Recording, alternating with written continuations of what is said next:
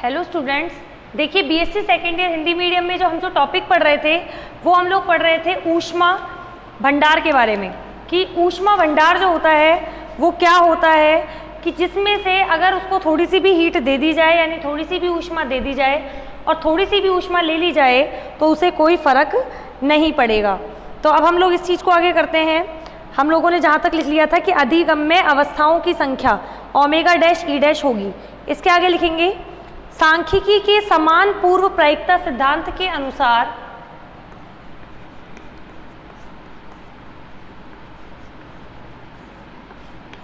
सांख्यिकी के समान पूर्व प्रायिकता सिद्धांत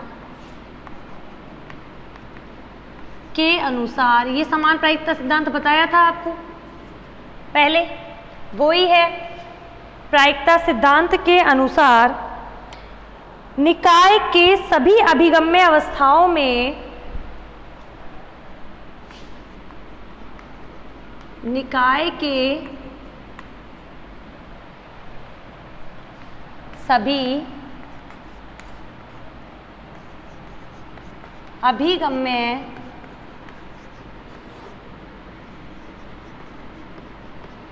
अवस्थाओं में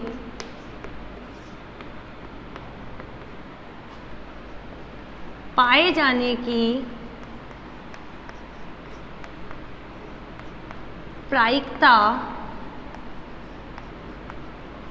एक समान होती है। ये बताया था, हेड की 1/2 थी तो टेल की भी 1/2 थी।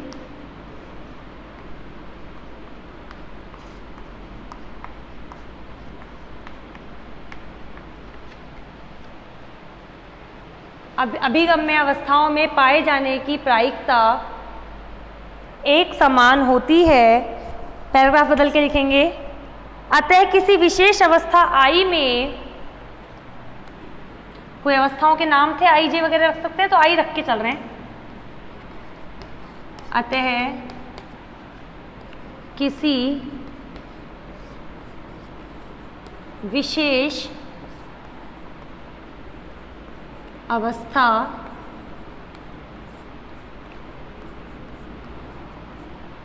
आई में निकाय के पाए जाने की प्रायिकता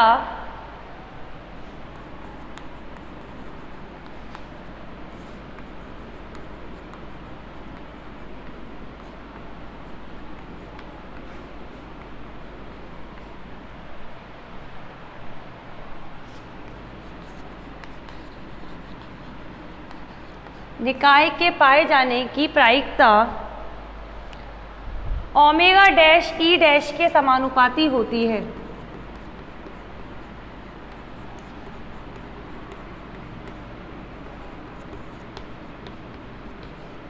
क्यों बताया था ये चीज?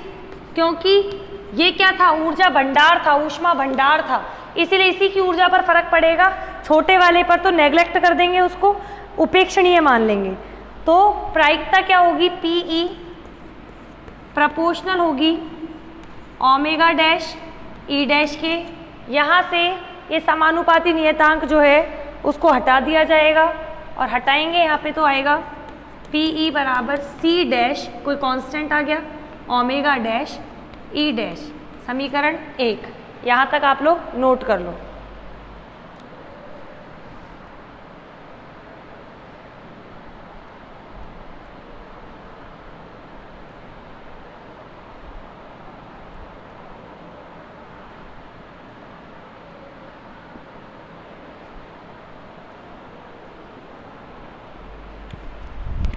यहाँ लिख देना, यहाँ सी डैश समानुपाती स्थिरांक है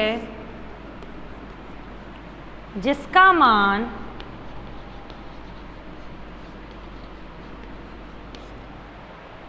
मान ऊर्जा पर निर्भर नहीं करता, क्योंकि स्थिरांक के किसी पर भी निर्भर नहीं करेगा, जिसका मान ऊर्जा पर निर्भर नहीं करता है। यहां तक नोट कर लो एक बार आप।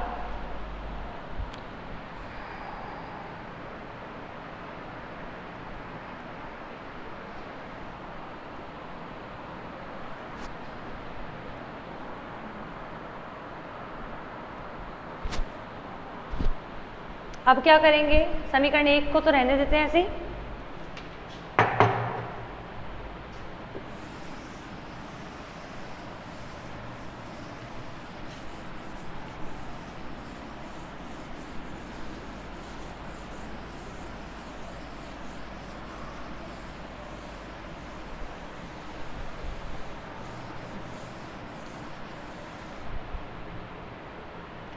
चूंकि जो ई स्टार था यानी कि संयुक्त निकाय की ऊर्जा वो किस किस के बराबर थी, वो थी ई आई जो छोटा वाला था ना निकाय उसकी ऊर्जा प्लस ई डैश ऊर्जा जो भंडार था उसकी ऊर्जा। यहां से ई डैश का मान ई स्टार माइनस ई आई, ये मान समीकरण 1 में रखने पर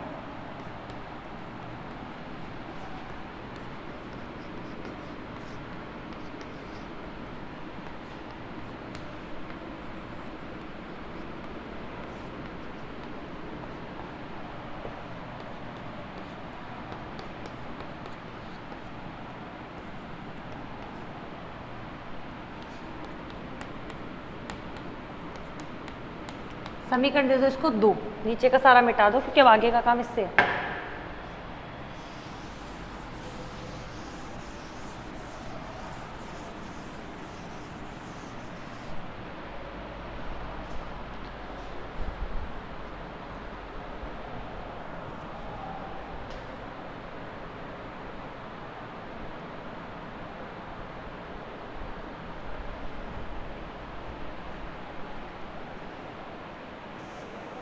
तो अब इससे आगे देखते हैं। इसको सॉल्व करने के लिए सिर्फ हम लोग क्या चीज़ शुरू करेंगे, टेलर श्रेणी का यूज़ शुरू करेंगे। टेलर श्रेणी जो है वो आपने मैथ्स में पढ़ी हुई होगी तो उसी को शुरू करेंगे। Log omega dash e star minus e i का प्रसार टेलर श्रेणी से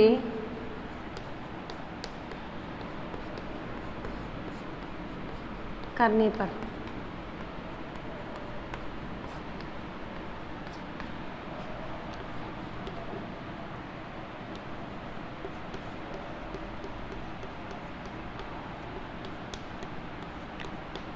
टेलर श्रेणी का प्रसार करते हैं। यहां से सबसे पहला तो ये आएगा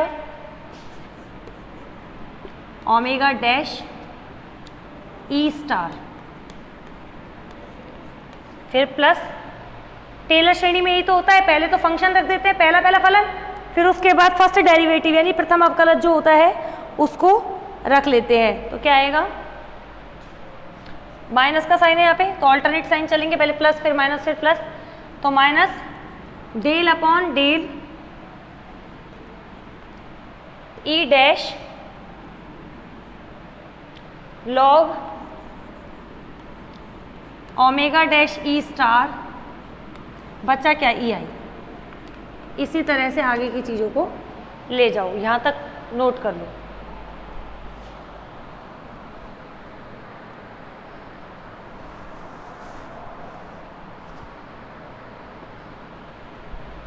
अब ये क्या रहेगा देखो,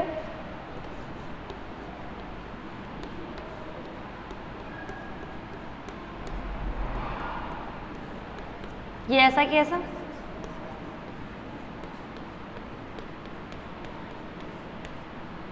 ये जो चीज है ये बीटा होता है, बीटा पता है ना,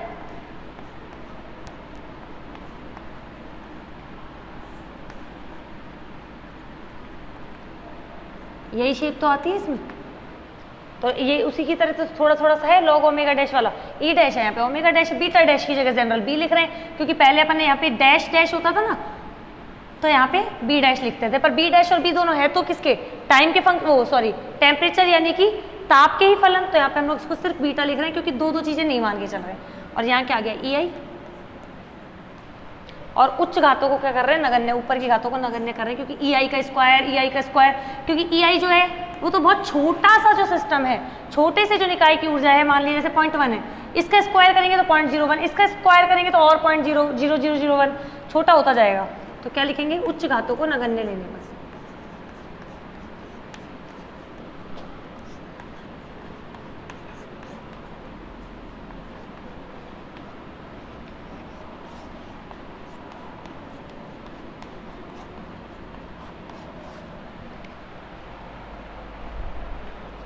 यहां तक नोट करो।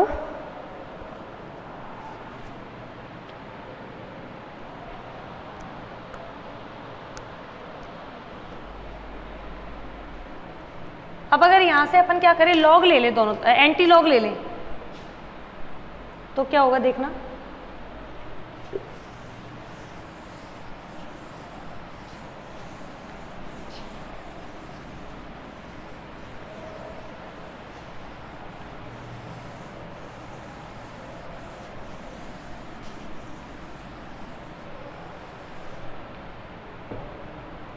एंटी लॉग लेंगे तो यहां से लॉग तो हट जाएगा, ये लॉग वहां पे चला जाएगा ना, तो omega dash e star minus e i बराबर लॉग हट जाएगा ओमेगा डैश ई स्टार, और ये ई की पावर भी चला जाएगा, ई की पावर माइनस बीटा ई आई, समीकरण 3। और इस समीकरण 3 से मान हम लोग रख देंगे समीकरण 2 में। तो यहां तक नोट करो।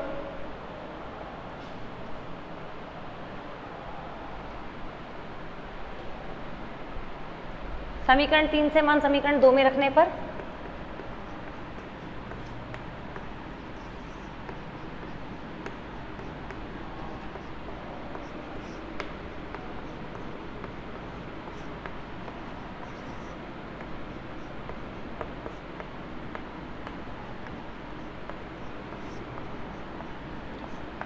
समीकरण 3 से मान समीकरण 2 में रखने पर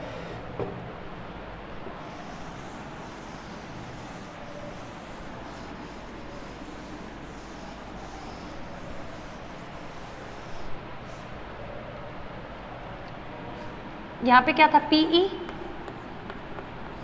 आगे क्या था सी डैश, और फिर ये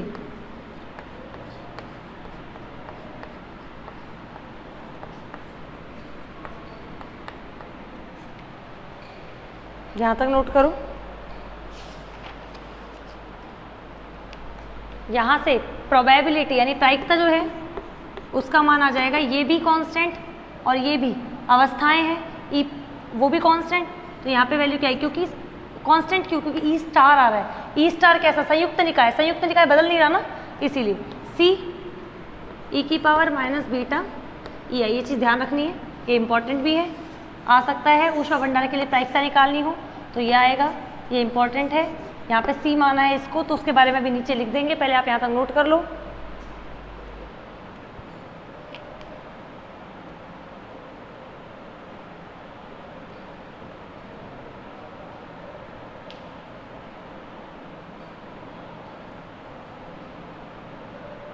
यहाँ लिखेंगे,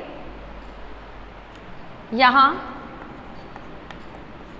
C बराबर C dash omega dash e star एक नियतांक है,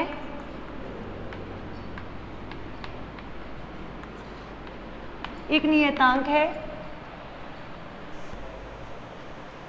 या C बराबर C dash omega dash e star जो है क्या है, एक नियतांक है, जिसका मान किस पर निर्भर नहीं करेगा, जो अवस्था है ना हमारी I, उस पर निर्भर नहीं करता है। तो लिखेंगे इसका मान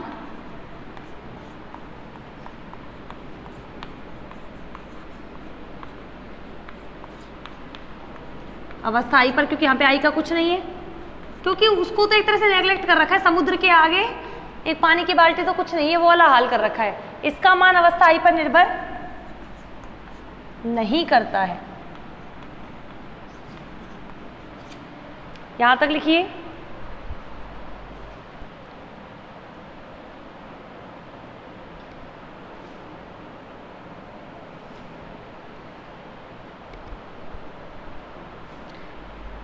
ये समीकरण अगली जो भी चौथी समीकरण है बहुत इंपॉर्टेंट है। इसके द्वारा किसी भी ताप T पर, क्योंकि बीटा जो होता है उसका मान आपको पता होगा 1/kT होता है, K तो बोल्ट्जमान कांस्टेंट होता है, T ताप होता है। तो बीटा यानी 1/kT यानी कि किसी भी ताप T पर किसी भी ऊर्जा पर प्रायिकता का मान ज्ञात किया जा सकता है। तो इस लाइन को लिखेंगे हम लोग अभी।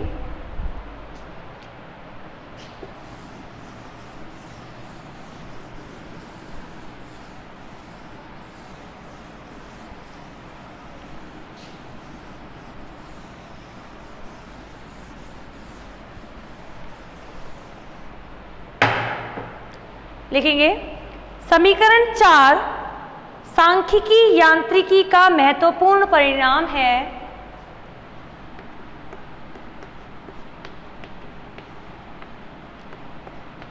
सांख्यिकी स्टैटिस्टिक्स जो है जो हम पढ़ रहे हैं अभी, सांख्यिकी का महत्वपूर्ण परिणाम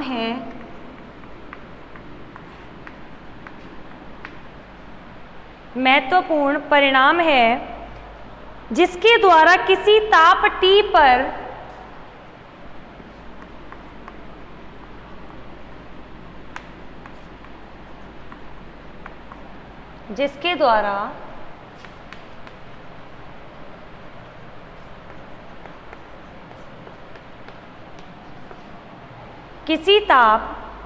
T पर निकाय की ऊर्जा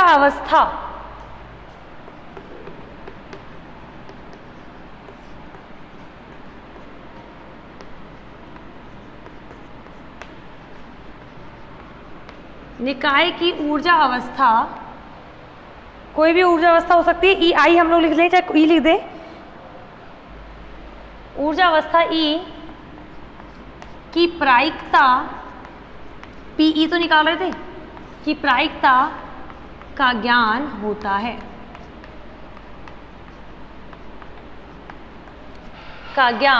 होता है।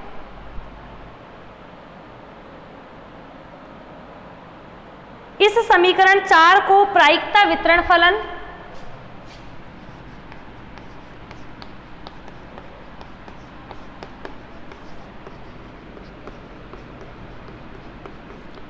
प्रायिकता PE निकाल रहे हैं ना, वही प्रायिकता वितरण फलन, या दूसरा नाम है इसका कैनोनिकल वितरण फलन कहते हैं।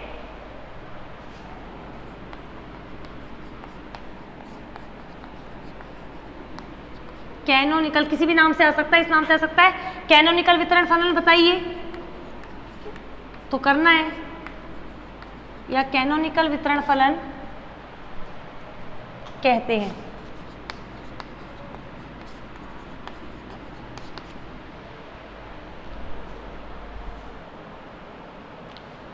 इस जो इक्वेशन थी उसमें एक टर्म आई है e⁻β⁡ei, ये टर्म आई है ना, इसे बोलेंगे बोल्ट्जमान गुणक। और यहां पर भी हम लोग EI लिखेंगे, क्यों? क्योंकि हम लोग लिख रहे थे PE बराबर CE⁻β⁡ei, EI पर निकाल रहे हैं ना, इसीलिए यहाँ पे EI। क्या लिखेंगे कि चरघातांकी गुणक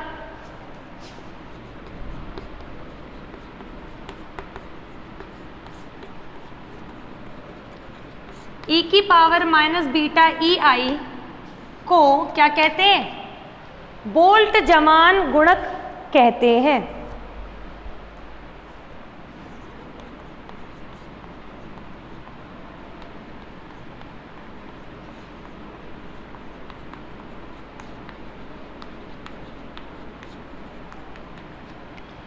बोल्ट्जमान गुणक कहते हैं।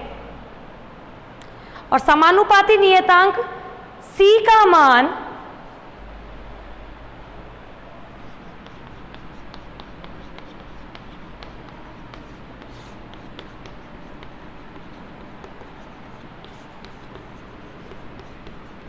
C का मान भी निकालना पड़ेगा। समानुपाती नियतांक C का मान प्रसामान्यीकरण की शर्त द्वारा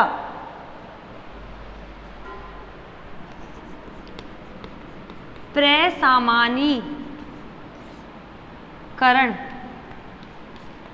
की शर्त द्वारा ज्ञात किया जा सकता है। अब ये देखो प्रसामान्यीकरण की जो शर्त होती है ना, या फाइनल ईयर में जब आपकी बुक आ रही है क्वांटम मैकेनिक्स की, क्वांटम यांत्रिकी, उसमें पूरी की पूरी प्रसामान्यीकरण की शर्त दे रखी है। उसमें कुछ ऐसे होता है, जैसे मान लो कोई भी फलन है, उसकी वैल्यू दे रखी है a, और कोई भी फंक्शन दे दिया ax, a आयोटा x, फिर f स्टार निकालना पड़ेगा यहाँ से, वो होगा a माइनस आयोटा x। फिर क्या करता है ये, प्रसामान्यीकरण की शर्त होती है, जैसे मान लो 0 से a तक की इसकी लिमिट ले ली, तो f स्टार dx का मान 1 रखते हैं। फिर क्या करते हैं, 0 से a करके इन दोनों को गुणा करते हैं, a स्क्वायर आयोटा x और माइनस आयोटा x, इन दोनों को गुणा करेंगे तो x स्क्वायर आ जाएगा, iota iota minus 1, x square equals to 1। यहाँ से a स्क्वायर का मान निकालते हैं, तो a का मान यहाँ से निकलता है। तो ये जो चीज़ें हैं ना, ये यहाँ पर तो आपको सिर्फ याद करनी है, लेकिन आप फाइनल ईयर में जब आओगे तो क्वांटम मैकेनिक्स की बुक में आपको प्रसामान्यीकरण की शर्त निकालना पूरा बताया जाएगा। तो घबराना नहीं है भाई इससे कि भाई आपको आया नहीं। तो क्या लिखेंगे कि समानुपाती नियतांक जो है इसका मान प्रसामान्यीकरण की शर्त द्वारा क्या कर सकते हैं, ज्ञात किया जा सकता है। और ये प्रसामान्यीकरण की शर्त क्या बताती है, लिखते हैं पहले इसमें, इस शर्त के अनुसार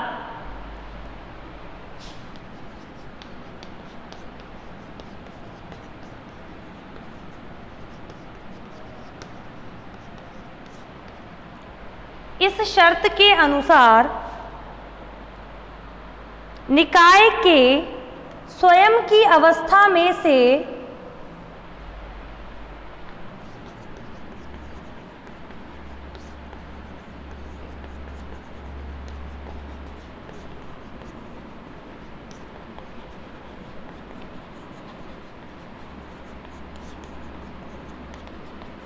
निकाय के किसी स्वयं की अवस्था में से किसी एक अवस्था में पाए जाने की प्रायिकता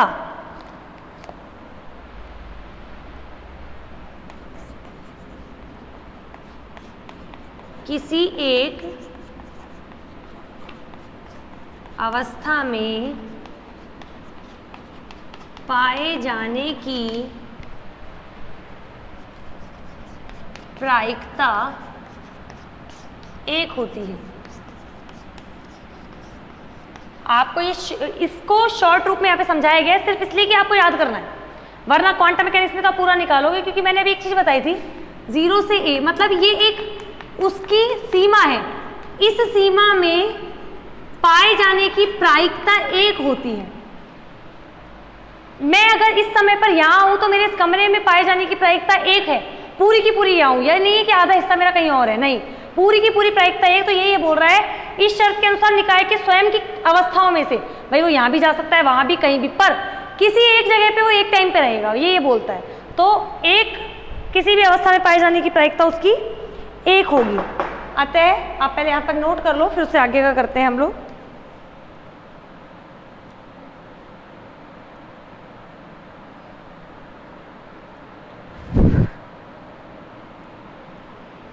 तो मतलब प्रायिकता क्या होनी चाहिए, एक होनी चाहिए, समेशन देखा जाए तो।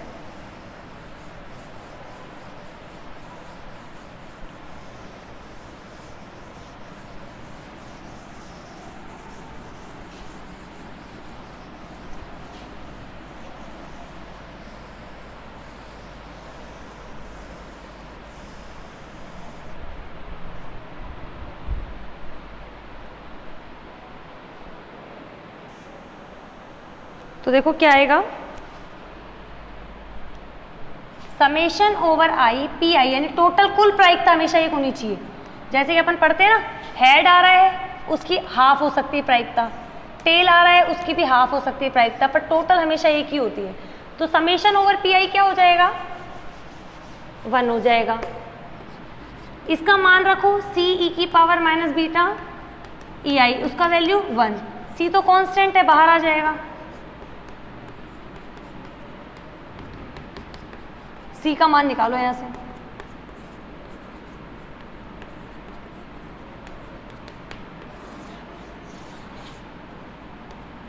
समीकरण 5 से मान समीकरण 4 में रखने पर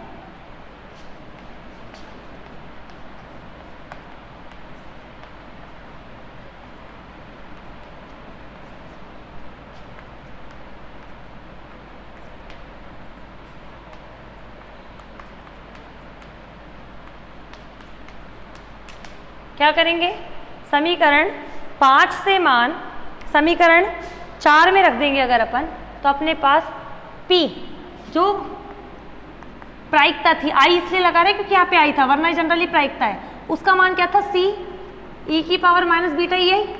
C का मान रख दो, Pi बराबर e की पावर माइनस बीटा ई आई, तो वैसा कि वैसा अपॉन में समेशन ओवर I, C का मान ये रहा ना, e की पावर माइनस बीटा ई आई। बहुत इंपॉर्टेंट है ये। समीकरण 6 डाल देना, इसको यहाँ तक नोट करो, फिर इसको समझाते हैं थोड़ा सा कि क्या चीज़ है आखिर।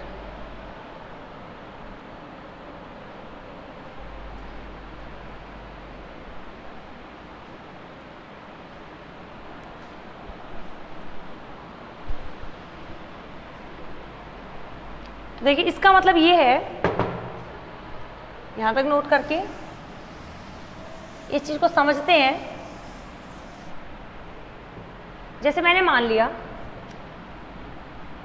3 ऊर्जा स्तर हैं, E, 2E, 3E। हमसे कोई पूछे कि पार्टिकल है, कोई कण है, कोई पार्टिकल है या कोई कण है, चाहे वो कुछ भी हो, इलेक्ट्रॉन प्रोटॉन कुछ भी हो, उसकी E ऊर्जा स्तर में पाए जाने की प्रायिकता, यानी कि P प्रायिकता किस में पाए जाने की, E में पाए जाने की, वो होगी e की power minus beta E i का मतलब जिस पे हम निकाल रहे हैं, यानी इस पे माइनस बीटा ई आई का मतलब पहले वाले का, अपॉन में समेशन ओवर e की पावर माइनस बीटा ई आई, यानी इसके लिए इसके लिए इसके लिए, यानी कि e की पावर माइनस बीटा ई आई प्लस फिर इसके लिए e की पावर माइनस 2 बीटा ई आई मतलब e, और फिर e की power minus 3 beta E i का मतलब वहां पे ये है कि जिस पर हम लोग पर्टिकुलरली निकाल रहे हैं। ऐसे ही अगर आपको 2e पर निकलवाए प्रायिकता, तो यहां तो 2e आ जाएगा और यहां सबका सम आ जाएगा सेम, नीचे तो सेम ही रहेगा।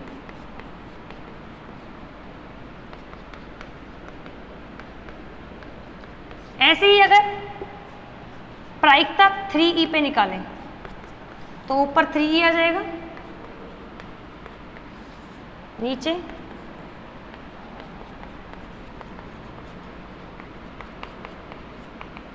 और अपन एक चीज पढ़ी थी कि टोटल प्रायिकता हमेशा 1 होती है, तो इससे आप चेक भी कर सकते हो। तीनों को ऐड करो, टोटल प्रायिकता कण के तो पाए जाने की प्रायिकता टोटल E में, 2E में और 3E में जोड़ो, ये प्लस ये एलसीएम ही आ जाएगा।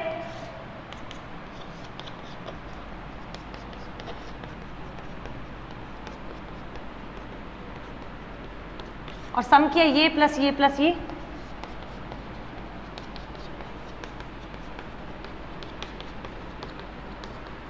दोनों सेम है, कट गए 1। बताओ प्रूफ हुआ कि नहीं हुआ? तो ये तो इससे कितनी सारी चीजें प्रूफ हो रही हैं। ये भी प्रूफ हो रहा है कि जो प्रायिकता होती है किसी भी कण के पाए जाने की, अलग अलग अवस्थाओं में प्रायिकता चाहे कुछ भी हो, पर उनका टोटल जब किया जाए तो 1 होती है। और किसी भी अवस्था में हम लोग प्रायिकता उस फॉर्मूला से निकाल सकते हैं।